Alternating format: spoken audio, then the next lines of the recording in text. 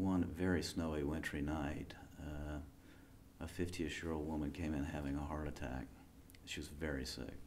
She received one of the clot-dissolving drugs, and it was not working. We had no option to fly her out.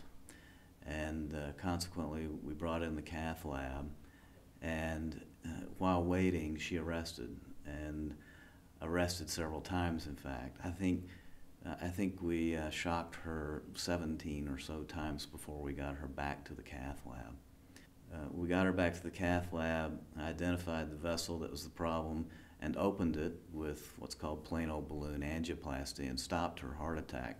Because of the experience she had here at Bozeman Deaconess, she continued to follow up with me for years, even after having moved over 200 miles away. And I think that's a reflection of the kind of experience that she had here and the appreciation that she had for the home team. The concept of team pervades everything that we do with our heart center. From the physicians interacting to our interacting with the staff, to our seeking input from the staff on how things could run better. We challenge each other and we confer with each other with difficult situations.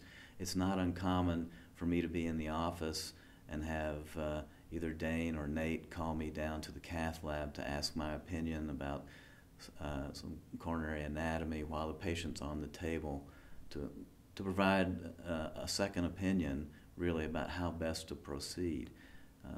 These are the kinds of things that we do here with the Bozeman Deaconess Heart team that I think really strengthens patients' experience and outcome. You know, there have been a number of things that have really been game changers here. With the development of the interventional program, we now take patients directly from the emergency room straight to the cath lab and open that artery with percutaneous intervention. In many cases, we're able to activate the cath lab based on an EKG obtained in the field. So the patient doesn't even wait in the emergency room. He goes straight from the ambulance to the cath lab. It's been an enormously gratifying thing to watch this thing grow.